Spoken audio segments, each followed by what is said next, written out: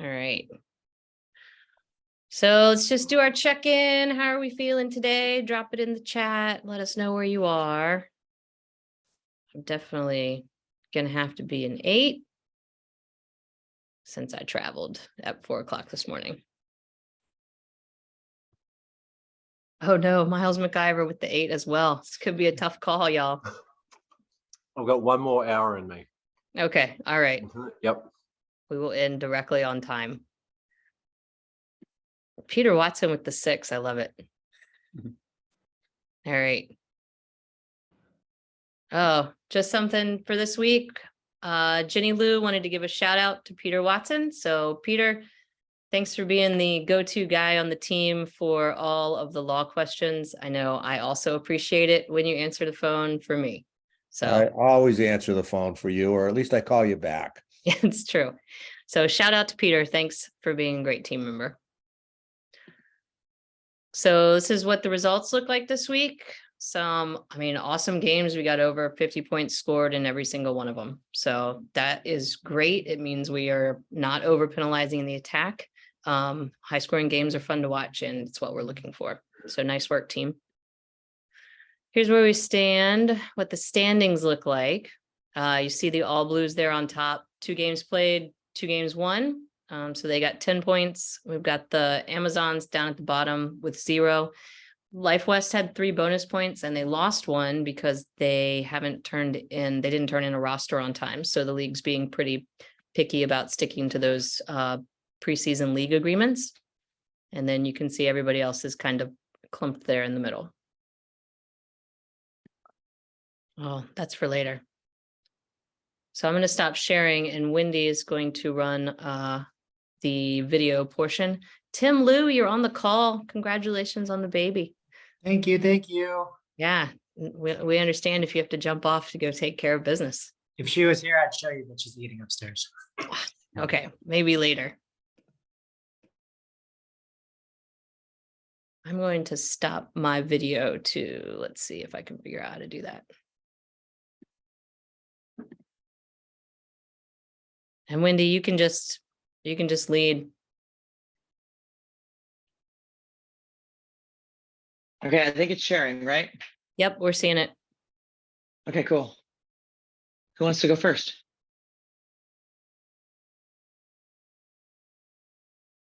I don't mind going first. I was just going to volunteer you out, Andrew.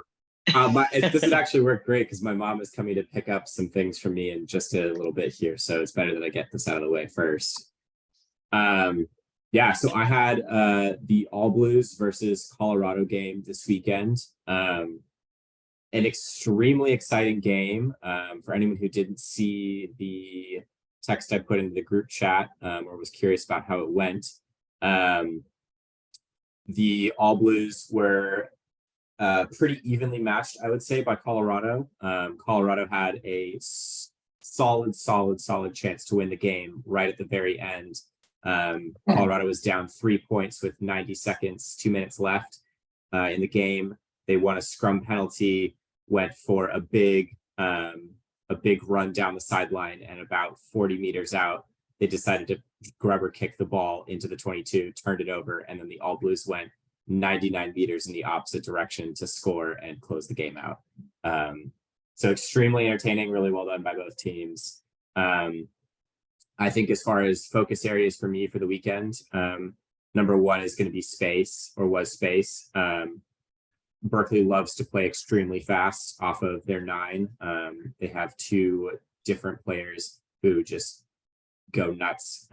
So that's a huge one. And then really just finding some balance and letting the teams decide the game for themselves and not try to insert myself as much as possible. On the space aspect of it, I think we really accomplished that. Both teams had quick ball pretty much all day long. And there were some good calls that I think I made early on that really set that up to give both teams that attacking space, both on post pillar, like we've talked about, in the midfield, as well as players on the ground around the ruck. I think one thing that I need to clean up on for my next game is just not talking myself out of foul play, and that's there on the top of my report. There were a couple instances here where there were some pretty clear foul plays that I recognized, and you can see me go to potentially blow a whistle, and then for whatever reason, my brain decided to tell me not to, and I listened rather than just play on instinct and recognize what is foul play. So that was a calibration issue for me this weekend that will be cleaned up moving forward. Miles, do you have anything you want to add on that before we go to clips? No, I think that was a great rundown of the game. Yeah, we were a bit late, as you can see in the report there, with the second half coding. So I'll have to finish that tomorrow, but I have watched the game. We'll talk about foul play in these clips. I mean, I think we should just show it, Andrew, and just kind of get the group to weigh in on that. I tagged two things. I Okay. don't know what you tagged. Yeah, I tagged let's go to the foul play one first, Wendy, if we could. So we'll just play the clip through. I think it's better for everyone to just watch this one. And then I can talk about it afterwards.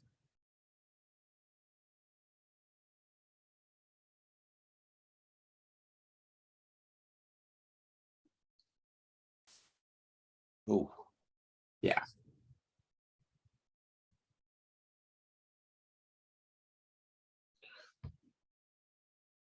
Yeah, Is that so I pretty think good, or is it laggy? That's I lagging. I think even though it's lagging a little bit, at least the part that I saw, there was a good freeze frame right at that moment of contact. Right there where you can see both players are upright and they've made pretty direct contact to the face there by the tackler. There's no drop in height. Players are coming from distance with speed, with force, and I really don't see any mitigation here. On review, this is one that I picked up, and live was not something that I saw. If you notice, the player, the Colorado player catches the ball and makes a wonky little kick, and the ball squirts off in an opposite direction, and I was playing under advantage. And so for me, my focus was on the ball, and the contact happened like right after the ball left my right after my field of vision changed to keep following the ball. So just a total miss and a total red card here, and that's just something that I think moving forward for me, like it's just a good reminder to just wait that little bit if there's a dynamic interaction that's going to happen here. So I think that's really this clip here for me. Yeah, so this is the first incident that kind of stood out to me, obviously. The tackler comes in fully upright. So the onus is on the tackler to kind of present in a safe manner, right? So if you're fully upright, you're not bent at the hips, you're not bent at your knees, because head-to-head contact, that is on the tackler. So this is a clear red card. Like Andrew mentioned, he didn't see it. The only thing I would ask is, after this incident, when you got a player lay down on the ground, you got to ask yourself why, right? So, but yeah, it's a shame because this is like just it's one of those ones that clear and obvious as they get. Unfortunately, you might have been unsighted or you're looking at something else, but this is something absolutely you got to get out of the game. Yeah.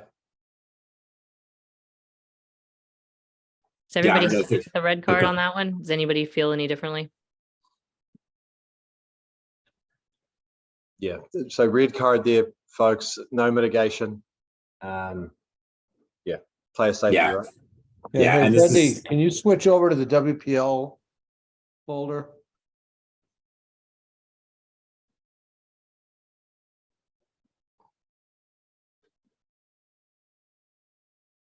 Thank you. Yeah. The next one I think we can go to, Wendy, is the potential penalty try. So just for a bit of context before the clip gets going, Colorado's been on front foot ball here for the last 4 or 5 phases, and they're clearly making a lot of ground. And they've got the All Blues on the back foot and really struggling to cover space here. So you can go ahead and play that clip now.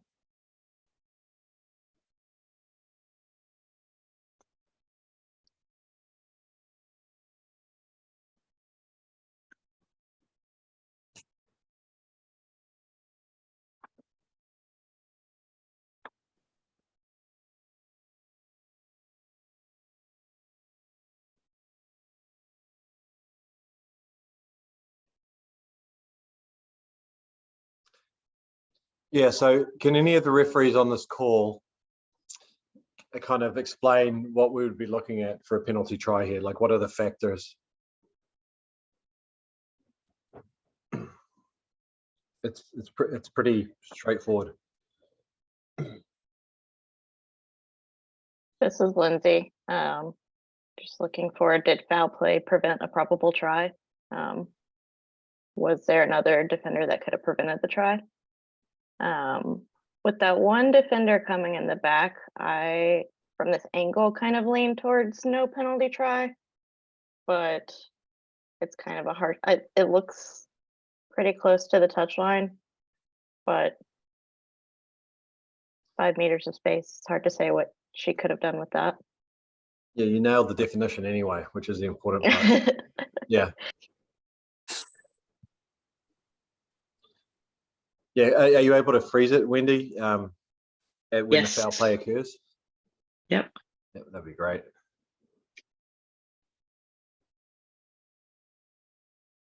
It's probably the spot. Yeah. Yep.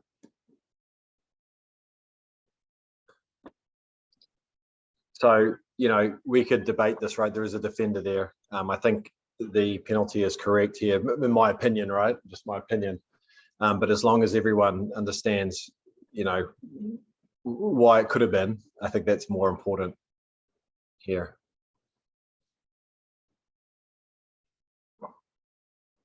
Yeah, I'd be curious to know what others in the group kind of think here. My reasoning was I was going to give them another phase. We had talked last week with Jenny having the high tackle, and there was either an offload or another player right there to make another parry, and they ended up scoring a try, and Jenny had stopped it to then give the yellow card and I believe not a penalty try. And so my thought process was give them a phase, see if they score it, because in my head the tackle was really just a penalty for a dangerous tackle for me and not really anything more there.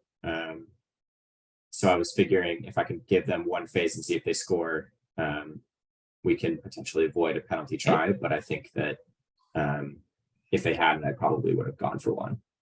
Hey, Andrew, it's Tim Liu. Hey, Tim. Yeah, I think you kind of answered your own question. I think if you're like, oh, I'm going to give them another phase to see, right there, to me, that answers, that's not a clear, penalty try situation. Definitely a high tackle, definitely, a card. I think if you're in your head, you're like, oh, I want to see one more phase. I think that to me tells me that's not a clear penalty try to me, but that's just my thoughts.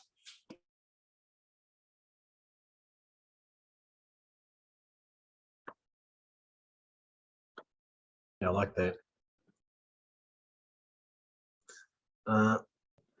Okay, we're 15 minutes into the call, Andrew. I don't want to hog the whole thing, but I think I've got one. Do you have any more, Andrew? I might have added one more, but I don't remember. Okay. We can go with yours, Smile. So obviously one of the ones I clipped was the head contact. Where's my name on there? Doesn't look like you made it in the folder, maybe. Shit. If I did WPL round 2 was the folder. Yeah, I'm not seeing it.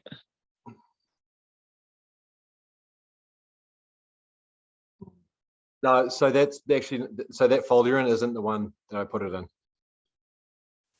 Yeah, Okay. all it says is WPL round 2 without that stuff on the end. Oh, week 2, sorry. Yep. Oh, gotcha. Okay. A year ago's. Yeah. I mean, yeah, shit. Oh, there's a there lot it of is, right stuff at in the there. top, Wendy. This one, dangerous Yeah. tackle. Okay. Let's see if it's that one. No, that's the same one. So the other Yeah, one, same one. please. Sorry. Okay. It's okay. I don't know I why. only it see would've- one, Miles. That's it? Yeah. Let me just get out and we'll look for your name. Yeah, I'd have to go through all of them. I can go to the Okay. report. Yeah, so if you go to the report, it's tagged in there.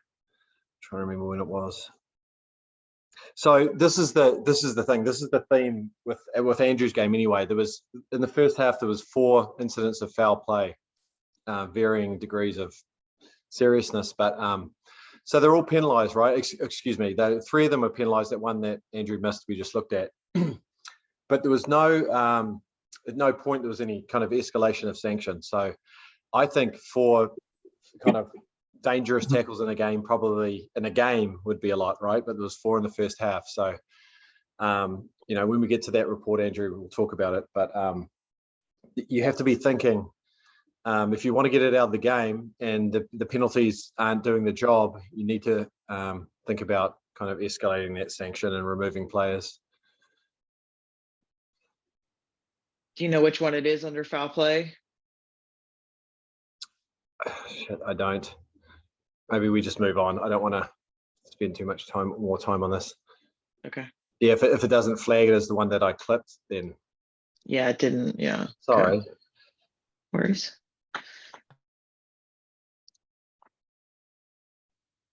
Anything else, Andrew? No, that was really it for me. You know, I think that's really the big takeaway for the weekend for me was on at least most of these, I was identifying them, and you could see from my body language on field that I was identifying it, and you could also see from the players' language that they were seeing it. For whatever reason, I just talked myself out of it for them, and I think moving forward, I just need to have the not the confidence, but the I'm not sure what the word I'm looking for, but just make the call when I see it and know that, like, trust myself, I guess. You had a good game, Andrew. That was a pertinent issue, but otherwise you had a good game. Yeah, why don't you go on, Wendy? I'm going to look and see if I can find it. Maybe if we've got time, come back. But Okay. Paulo or Jenny, any preference on who goes next? Paolo's not on the call, so why don't you go with Jenny? Let's go, Jenny. Cool. This was North Shore versus Amazons. The Amazons' first game, and they'd only had 4 practices, so it's tough for the Midwest teams. I felt for them in that respect. It was very cold, and we were on turf, which was fine. So it was a fast field. For focus areas, week 1, I don't think I set a good standard for space, so that was my focal area. And the pregame communication, I told the coaches the week leading up to that, and then in the pregame, I emphasized it. I think that did help a lot. The players bought in and respected the space, so I was happy with that.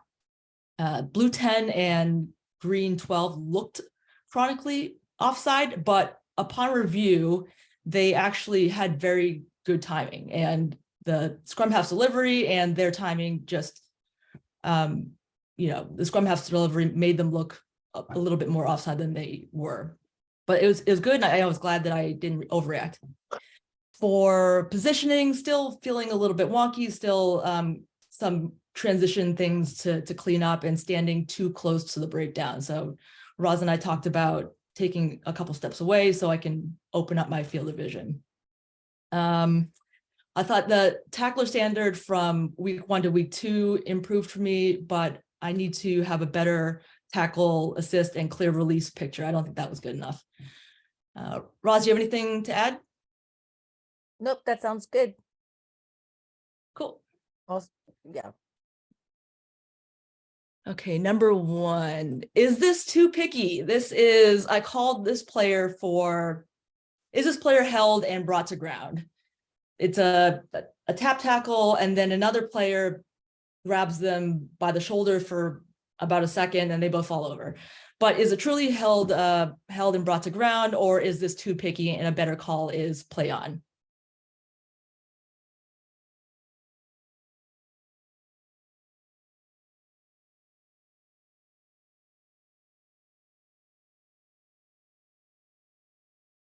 This is very early in the game. So I was also trying to set clear standards, but I think possibly this is a better play on.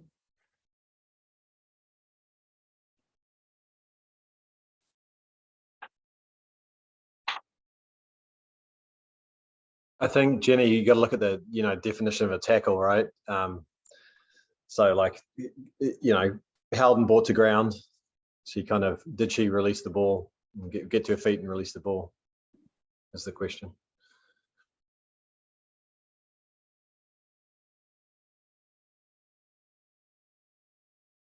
Yeah, there isn't a time limit on how long they have to be held. Okay, You know, the question is she held at the moment she is on the ground, she's brought to the ground? what do you think? Should we do a waterfall and drop it in the chat, held or not? Run that slow one more time, please.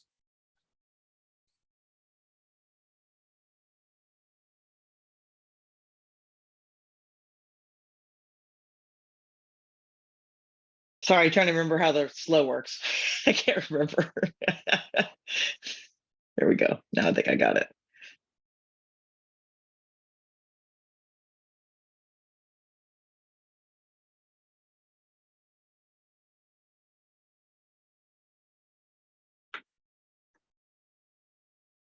This is after that player got back up. So this is not what you're seeing on the frame. Oh yeah, sorry, it reset. Okay, I can reset. Yeah.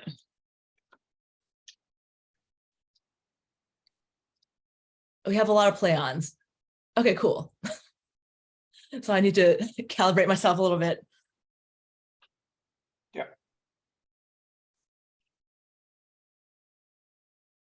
Hey Jenny, this is Marty. I think that I dig myself into a bunch of holes in situations like this, where if like there's like a tackler going negative, and the ball carrier goes forward and still positive, and I think I'll call the tackler off to release once I see like a knee, and then the player will go down, and then I'll just dig myself into a hole. But I think in this situation, if the mouth's quiet, then it's play on. Cool. Yeah, on review, I'm feeling play on, and another good thing to do would be to say not held and just communicate that to everybody and make it clear. So yes, we'll do that. Looked to me like her hand was still in contact with the leg, but not really holding the leg when ball carrier hit the ground. Yep, so maybe too picky. You want to go to 2? Yep. This is a challenge in the air, and I know that we said that this doesn't happen a ton, but this was a big challenge in the air. And on the day I called a rugby incident, the challenger actually hurt themselves. And yeah, just play it. Let's see what everybody thinks.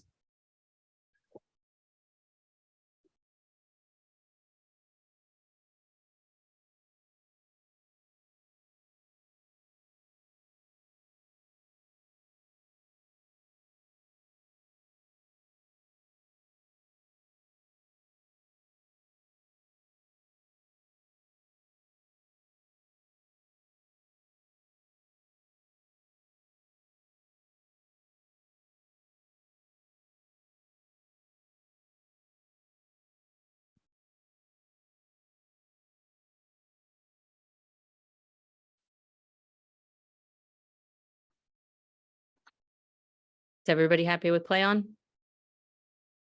Yes. Awesome. Cool. We did stop because that player was down for a while, so it would have been play on. So I did treat it that way. Oh, great. Okay. This is a law error, and this is just a cautionary tale again for what not to do. So this is a kick, obviously a kickoff, and a maul forms directly from this kick. And I'm thinking about kicks in open play. However, after a conversation with Peter, that is incorrect. It's only an open play, and this is not open play.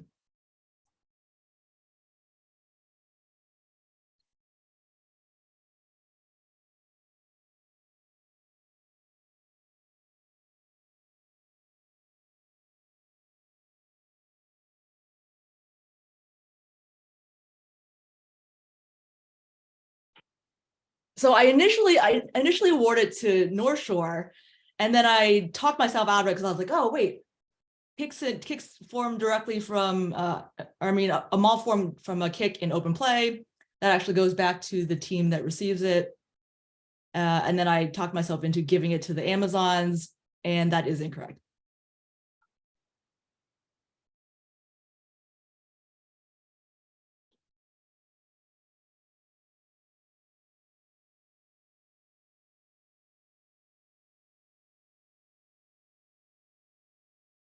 But yeah, that's it. There's no real discussion. It's just so nobody does this.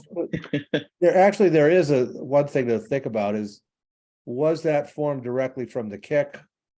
Or did she have time to take a step or two and possibly have other options before the maul formed? I think it's a very good clip here, Jenny. Because I actually agree with Peter. I think the action of the ball carrier is to give a couple of steps forward, gets grabbed by the defenders, but there was no maul formed yet. So a tackle might happen and didn't. And then they actually join and form the maul afterwards. So not being overly technical, I see where you come from. But if you automatically think it's a maul formed from the kick, you are incorrect. If you think that the maul is formed after the kick in open play, then you can sell your decision. Okay, great. I didn't even think about that part of it, but that's good to know. Cool. And this is just a bonus clip of me falling over.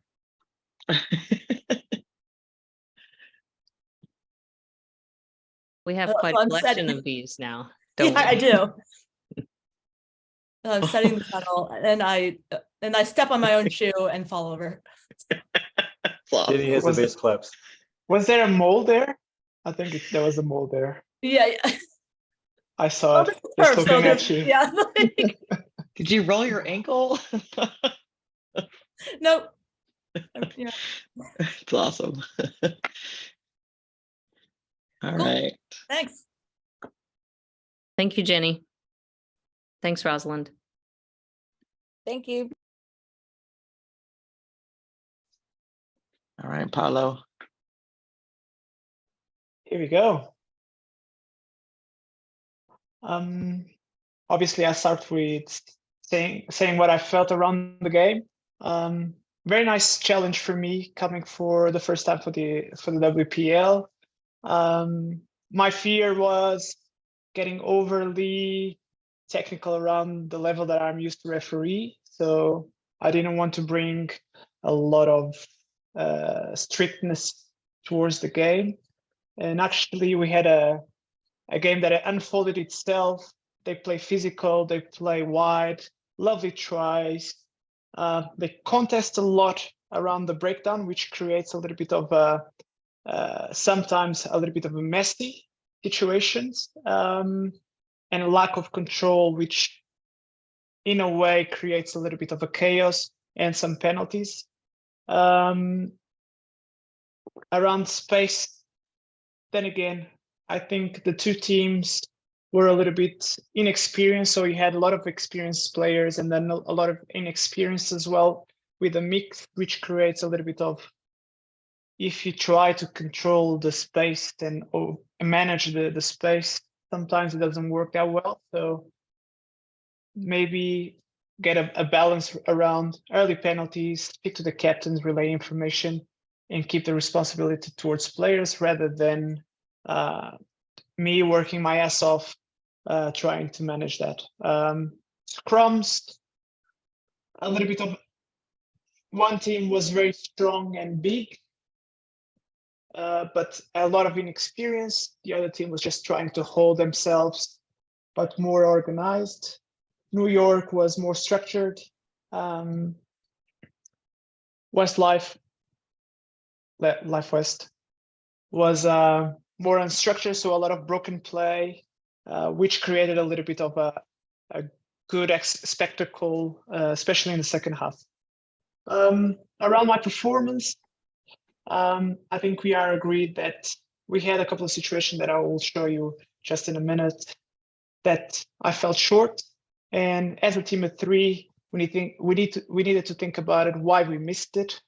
Was it because it was so obvious that either one needs to get it. Either it's the trip or the big, huge high tackle that we missed, and probably ends to be a red card situation. So got it on that. Not a lot of big issues in the lineouts. Maybe the throwers and the organization around the setup. I'll let to the teams to decide and to improve. But my overall philosophy was try to let them play as much as they can. Breakdown, I think I got the balance right. Probably around foul play, I need to be sharper on that. Okay, so thank you, Peter, to put my clips up. I was a challenge to work here in the advantage. So I brought 6 clips. I'm not sure if Peter, you want to speak now, or we go to the clips? No, just go through the clips. They're in sort of chronological order for the 3 breakdowns and the 3 foul plays. Okay, perfect. I'm So gonna start with breakdown 1, or Yeah. Okay.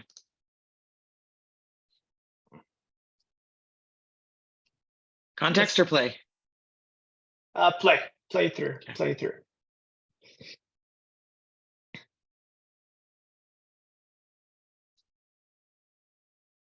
Let me know what you find here. Are you happy with the play on? Do we need to find something here?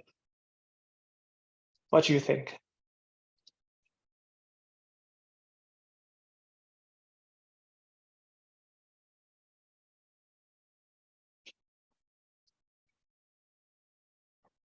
Are you playing advantage for a knock there, Colo? Exactly.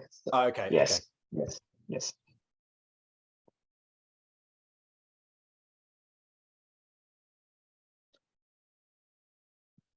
So just a little bit of context, and Miles, thank you for pointing it out.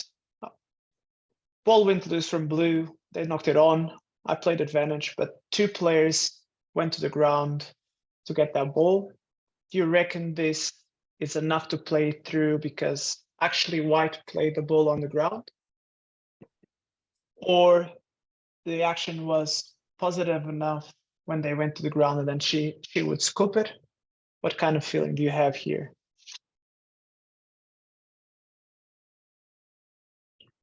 Can we see it in real time? Just so we get a better idea of how quickly the things happened? Yeah. Thank you.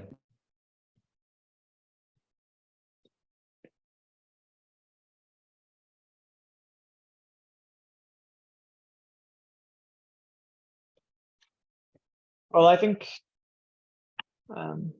if people want to jump in, I would appreciate it, or write it. This is Lindsay. Sorry, you want me to go ahead, Marty? Is that okay? To me, it looks more like White is going for a tackle and not just falling on the ball coming out. So I would just play on, but you're closer than me. Good, Lindsay. Good thought. Marty? Yeah, and I have the different mindset there. I think that you can't, if you're playing the scrum advantage for the knock on, White sacrifices that by penalizing themselves by playing the ball on the ground. So you can't reward White with advantage if they are playing the ball on the ground. So I think we should just stop and scrum. Good process as well. Anyone else? I think our discussion here is, and with Peter as well, is if that is a tackle and the White actually plays the ball on the ground, definitely penalty because she cannot play the ball while on the ground. Since the ball went loose from a knock-on,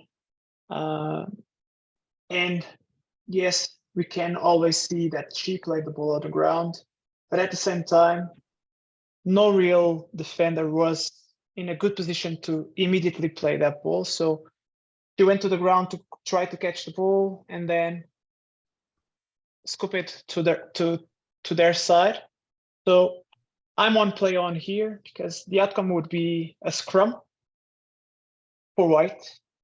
And actually blue didn't show me a good effort of they have a real opportunity to get that ball. So, but definitely this is a situation where you need to read the game and you feel like you should penalize and blow your whistle and come back for the advantage. I think it's still an option, an outcome possible, or you choose to play away and then go knock on. White got the ball, scooped it, and then we can play away. Good quality ball, and then it's a less scrum for this game. Probably promotes a little bit more ball in time. We don't find a reason to slow it down.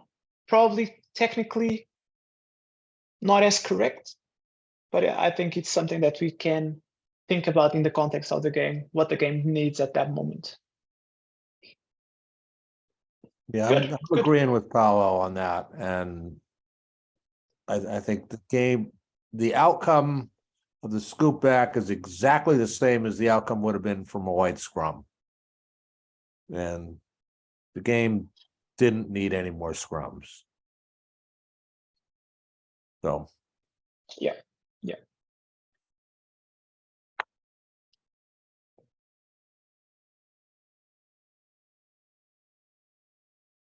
Just play it. Yeah, play it and Yeah. play it and see what people think.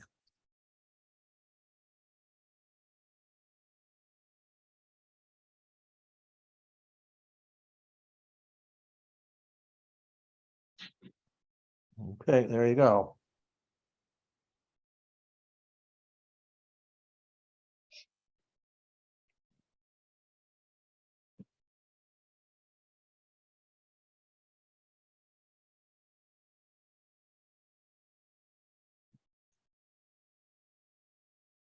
What do you think? Playing advantage should reward defense.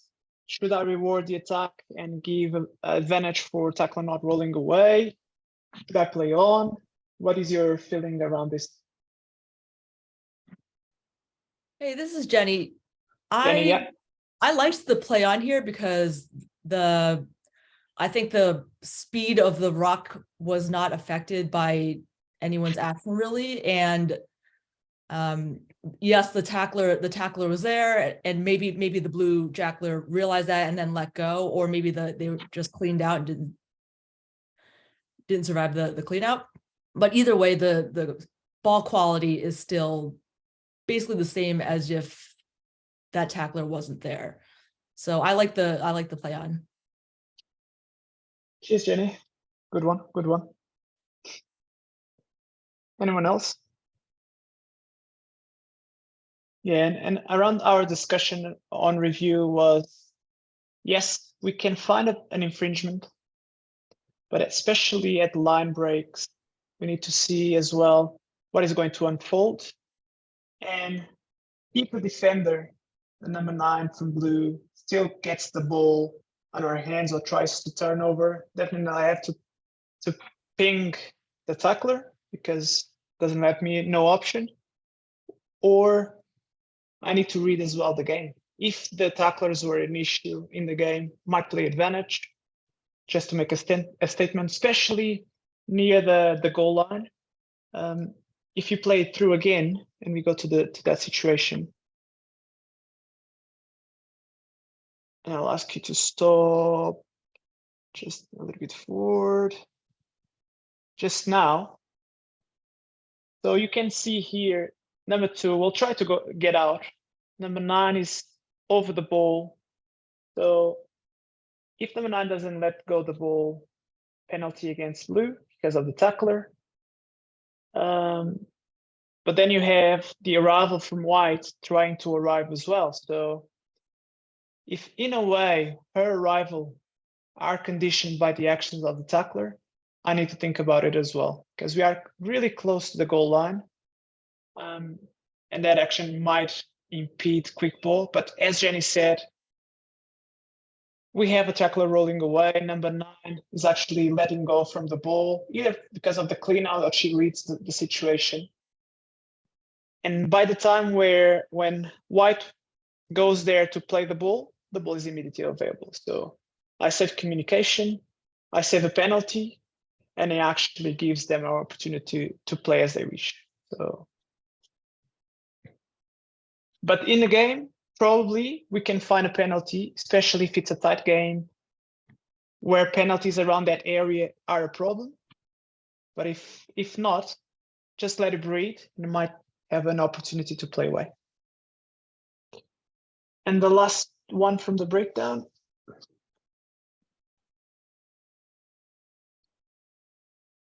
I'll give you a little bit of context on this one. Don't forget, my philosophy was to let them play as much as they can.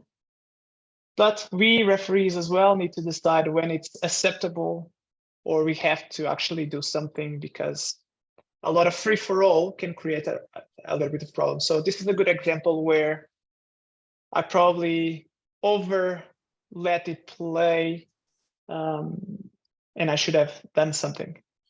Play on. Oh, no.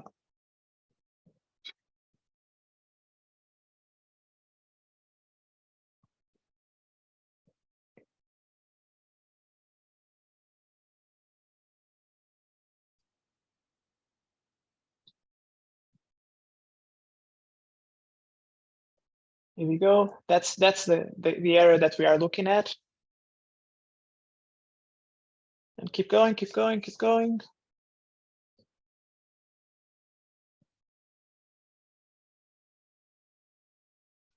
And then we stop.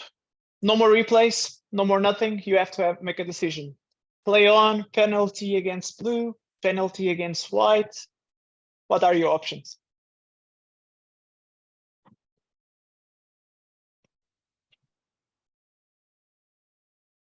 Hey, it's Marty. My first Marty. thought here is penalizing the blue tackler for impeding arriving support players from white in that first breakdown. Yeah. Okay, good, good, good, good. Lindsay? So I felt okay with the tackler.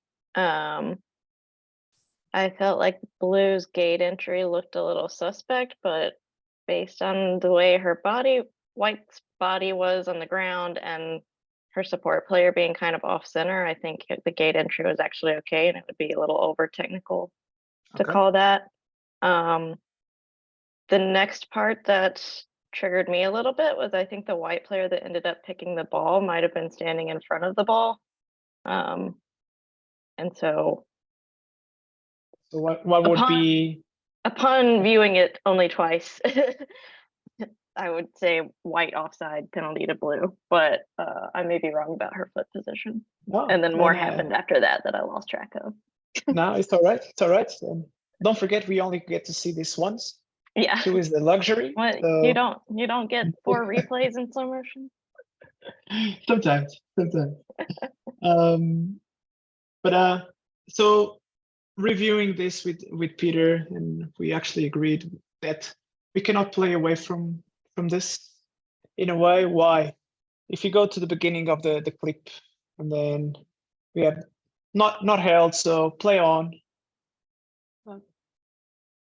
And then definitely we have a tackle. We can go, maybe the tackler here impeded something. Maybe. I don't think he actually did. White came from the side a little bit as well. So in a way, the tackler is being positive. And then we have the blue arrival that might launch herself without control, maybe from the side. And I think that's a big visual for us as well.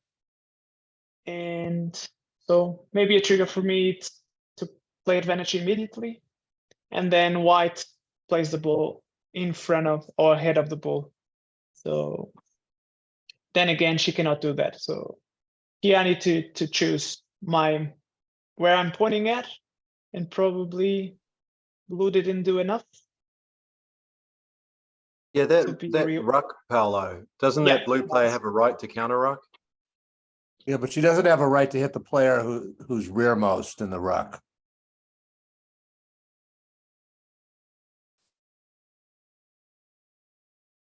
I would agree with you here if she kept her feet. So what she does is she tries to clean white, and then she completely loses her feet before she actually wins the ball. And I don't believe that she actually defeated the opponent. What do you think? I'm not worried about the side entry. I think it's not obvious. Yeah. But definitely, if she remains a little bit more on her feet, then I actually go, okay, turnover is good. And then if white plays the ball from that option, penalty against white. Or maybe if I feel like it's very messy, immediate scrum for blue or unplayable moving forward. But I honestly think that the actions of blue are a little bit more, they try to do it, but if she has control, I definitely agree with you around she's entitled to do so. But then again, it's a judgment call sometimes, and maybe we get it right, we get it wrong, or we just go with our selling. So our reasoning for selling probably most important than actually what happens there.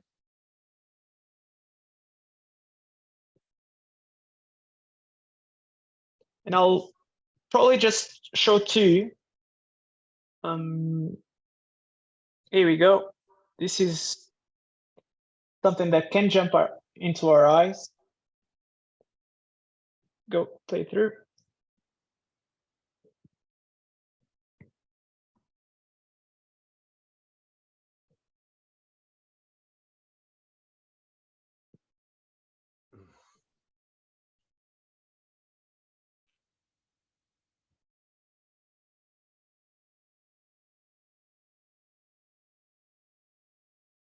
And we stop. Decisions. If you can write it down. It's Yeah, Tim. yeah. So, this is like really good rugby, right? I mean, players are attacking, they're running downhill, and then white comes in, either off feet, side entry. I mean, I'd most likely do a penalty here just because, LifeWest is attacking downhill. They have the opportunity, and white's just trying to slow the ball down. So I'd You're probably go talking- penalty Tim, to Are you LifeWest. talking about the final breakdown? Yep. What about the hit? Maybe play it and pause it, Wendy, at that Yeah. big hit. Drop the. So look at the player Right that there. has the ball now. Oh, no, you passed it, Wendy. You were talking the player, the offload, right before the offload. Yeah. Right now. Now. Yeah.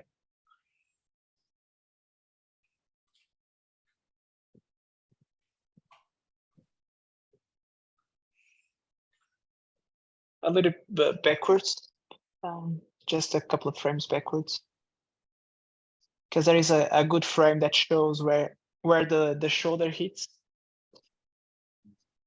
Here we go. Sorry about the quality; it's not great, but Yeah, I think that's the best shot. yeah. So decisions.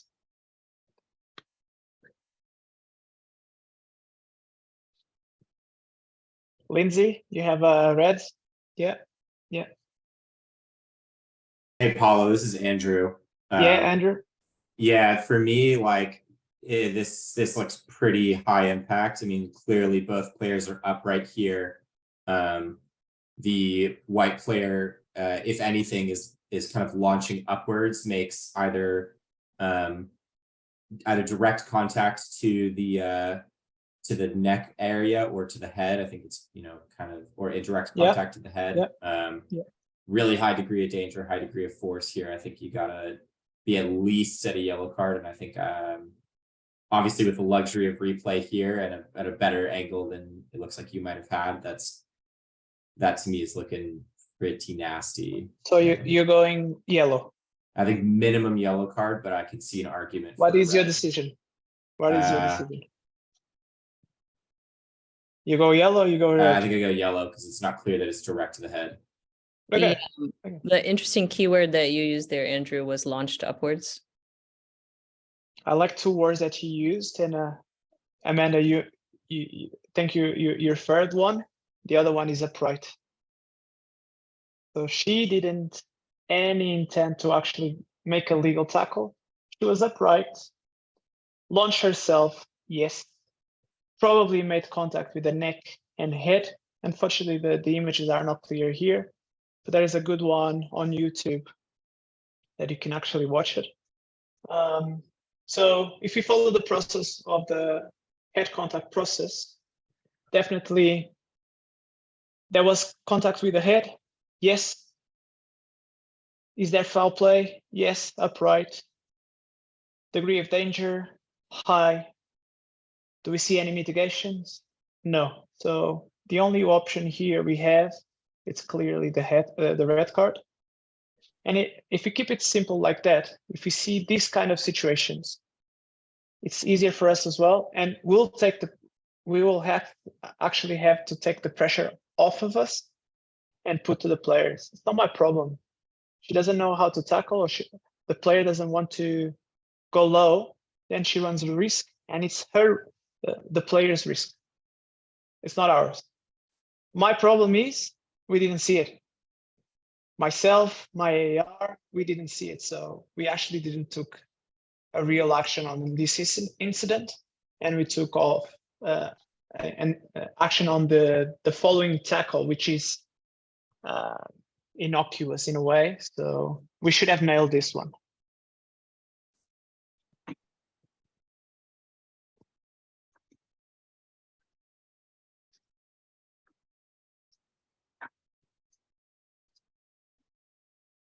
Here you go.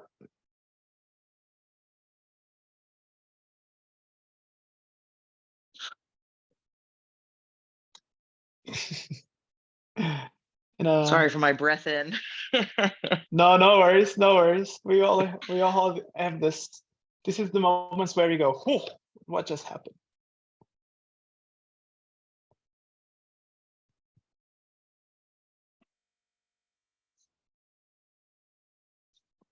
So without seeing it more than one time, I think one is enough. Very clear, and I think we don't need to lose a little bit of thought on this. Clear trip by White. Give you a little bit of context. This was just 2 minutes after she made the high tackle.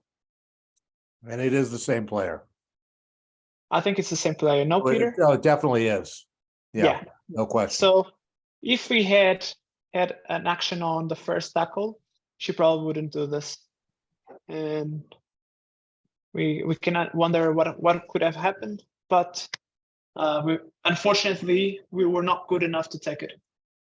Give you a little bit of context as well. I didn't see it either. So I got bumped and got to a bad place where not an excuse, but I don't see the action. And speaking to my two ARs, they actually weren't sure of what happened. And for me, I think the thought and the learning from is be alert, because sometimes, how many times this would happen? Probably not in the game, especially in these kind of situations. But if we are alert and actually focus on what can happen, this is a wow moment where we need to get it. Either the referee, which it's the first priority for him, myself, the two ARs need to actually see it. Very clear sight. No reason for the team of three to not get it. Unfortunately, we didn't, and she kept playing. Yellow card, and we stay with the yellow card for now. Let's see if we can go through this last one pretty quickly because we're running out of time. Yeah. So this is it's just about alignment around the expectations, around the high tackles. Just play it through. We will only see it once. It's a clear high tackle as well by White. So, just jumped a little bit. Yeah. Here we go. So number 6 hits the shoulder, and then she actually goes a little bit of on the neck, but then she lets go.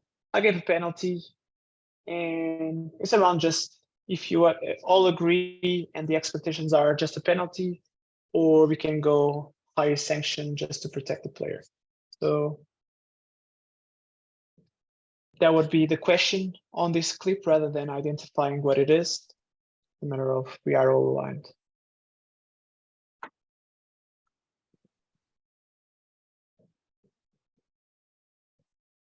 Great.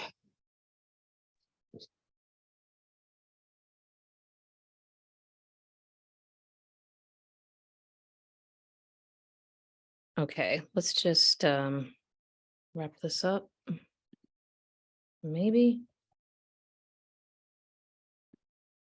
Thank you, Paolo. Thank you, Peter. Appreciate the presentation. Amanda, can you answer Dan's question real quick? Because I also Is Dan's question, like is there to sanction know. framework for trips? Okay, not that I am aware of. Yes, it's going to automatically be at a minimum a yellow card. Some people think that that particular trip could be a red card. I'm happy with a yellow card. We do need to consider the penalty try in that instance because of proximity to try being scored. That particular one I would have been fine with yellow card only. Is that good? Yep, thank you. Sure thing. Okay, real quick trends. What went well this week? We had a lot more space. That's awesome. There was obviously room for improvement. There always is, but I think that everybody had room to play rugby. Make sure we're empowering our ARs and really setting that expectation for them to be standing last foot and helping us out with getting people onside. You know, Paolo said we shouldn't have to work our asses off for it. So the team should understand that last foot means clearly behind the last foot to give us a good picture. We don't make mistakes as often. Lineouts had some better structure this week for sure. I wasn't seeing teams creeping up within the 10, so that was a plus. We did let rugby happen. Our penalty counts were pretty reasonable. A lot of ball and play time, and I thought overall a very watchable product. So great job to the referees on the weekend. Let's continue to focus on our positioning, make sure that we are putting ourselves in the best spot to see things, the 45 at the breakdown, and then we're chasing the 10 to get ball in line. There was an opportunity, I thought, this week to enforce a little bit stricter of a standard around the tackle assist and make sure we're seeing that clear release. I'll send that message out to the teams. Then around foul play, let's keep an eye out for gator rolls. There were a few this week that I thought were close. Unfortunately, the resolution on our videos wasn't great, so it's kind of hard to tell. But remember, if we see somebody moved by the neck, we're going to need to sanction that. Yeah, dangerous tackles. Obviously, we've discussed those over and over. If they're high, and they're always high, and we need to be catching them. Scrums, if we're going to play away from a scrum, please make sure you consider whether or not the team playing the ball has an adequate platform for attack. If they don't, we need to penalize. Is that good? I know that's 1,000 miles a minute, but this will all come out in an email too. Any questions? Okay. No call next week. We can all take the week off, which is wonderful. And then week 3 will look like this. Jenny Liu is in Boston. Mike Lawrenson gets his first go in Colorado, and Andrew Stockton will come back at Life West. We happy? All happy. All right, awesome. All good.